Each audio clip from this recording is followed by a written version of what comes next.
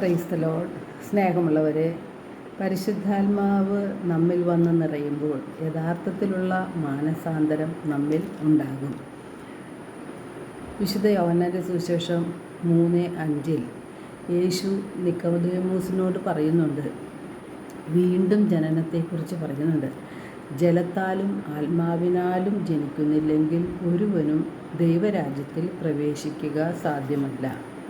ഇസ്രായേലിലെ ഗുരുവായിരുന്നിട്ടും നിക്കോദേമോസിന് യേശു പറഞ്ഞത് മനസ്സിലായില്ല. തുടർന്ന് 8-ാം തിരുവചനത്തിൽ യേശു പറയുകയാണ്, കാറ്റ് അതിന് ഇഷ്ടമുള്ളിടത്തേക്ക് വീശുന്നു, അതിൻ്റെ ശബ്ദം നീ കേൾക്കുന്നു, എന്നാൽ അത് എവിടെ നിന്ന് വരുന്നുവെന്നോ എവിടേക്ക് പോകുന്നുവെന്നോ നീ അറിയുന്നില്ല. അതുപോലെയാണ് ആത്മാവിൽ നിന്ന് ജനിക്കുന്ന ഏവനും. എല്ലാ കാര്യങ്ങളും സാധ്യമാക്കുന്ന പരിശുദ്ധാത്മാവിനെ കാറ്റിനോടാണ് ഉപമിച്ചിരിക്കുന്നത്.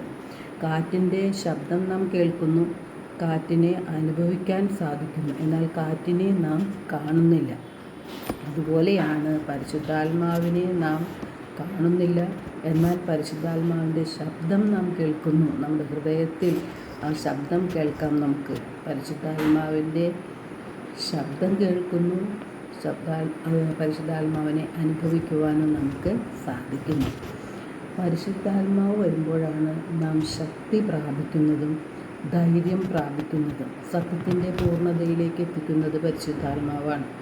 ദൈവവചനങ്ങൾ ഗ്രഹിക്കുവാൻ നമ്മുടെ ബുദ്ധിയെയും മനസ്സിനെയും പ്രകാശിപ്പിക്കുന്നത് പരിശുദ്ധാത്മാവാണ്. പാപത്തിൽ നിന്നും പാപസാഹചര്യങ്ങളിൽ നിന്നും പ്രലോഭനങ്ങളിൽ നിന്നും നമ്മെ അകറ്റി നിർത്തുന്നതും പരിശുദ്ധാത്മാവ് തന്നെയാണ്. ദൈവത്തിൻ്റെ സ്നേഹം അനുഭവിച്ച് അറിയാൻ കഴിയുന്നത് പരിശുദ്ധാത്മാവ് നമ്മിൽ നിറയുമ്പോഴാണ്. ഏത് പ്രതിസന്ധി ഘട്ടത്തിലും തളരാതെ പ്രത്യാശയിൽ നമ്മെ മുന്നോട്ട് നയിക്കുന്നത് പരിശുദ്ധാത്മാവാണ്. റോമ 5:5 വിശുദ്ധ പൗലോസ്ലീഹ പറയുന്നു, ദൈവത്തിൻ്റെ സ്നേഹമാണ് പരിശുദ്ധാത്മാവ്. നമുക്ക് നൽകപ്പെട്ടിരിക്കുന്ന പരിശുദ്ധാത്മാവിലൂടെ ദൈവത്തിൻ്റെ സ്നേഹം നമ്മുടെ ഹൃദയങ്ങളിലേക്ക് ചൊരിയപ്പെട്ടിരിക്കുന്നു. യോഹന്നാൻ 7:35 യേശു പറയുന്നുണ്ട്, ദാഹിക്കുന്നവൻ എൻ്റെ അടുക്കൽ വന്ന് കുടിക്കട്ടെ. യോഹന്നാൻ 4:14 യേശു പറയുന്നു, ഞാൻ നൽകുന്ന വെള്ളം കുടിക്കുന്നവന് പിന്നീട് ഒരിക്കലും ദാഹിക്കുകയില്ല. യോഹന്നാൻ 16:8 തിരുവചനം പറയുന്നു, പരിശുദ്ധാത്മാവ് പാപത്തെക്കുറിച്ചും നീതിയെക്കുറിച്ചും ന്യായവിധിയെക്കുറിച്ചും ലോകത്തെ ബോധ്യപ്പെടുത്തും. നമുക്ക് പാപബോധവും പശ്ചാത്താപവും അനുതാപവും എല്ലാം നമ്മിൽ ഉണ്ടാക്കുന്നത് പരിശുദ്ധാത്മാവാണ്. നമ്മെ ഒരു പുതിയ സൃഷ്ടിയാക്കി മാറ്റുന്നതും പരിശുദ്ധാത്മാവാണ്. അപ്പോഴാണ് നമ്മിൽ വീണ്ടും ജനനം നടക്കുന്നത്.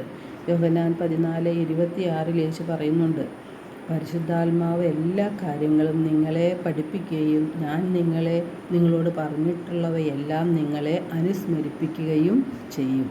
അപ്പോൾ ദൈവത്തിൻ്റെ വചനങ്ങൾ നമ്മെ ഓർമ്മിപ്പിച്ചു തരുന്നത് പരിശുദ്ധാത്മാവാണ്. മാത്രമല്ല, വചനമനുസരിച്ച് ജീവിക്കുവാനുള്ള ശക്തിയും ധൈര്യവും നമുക്ക് പ്രദാനം ചെയ്യുന്നതും പരിശുദ്ധാത്മാവാണ്.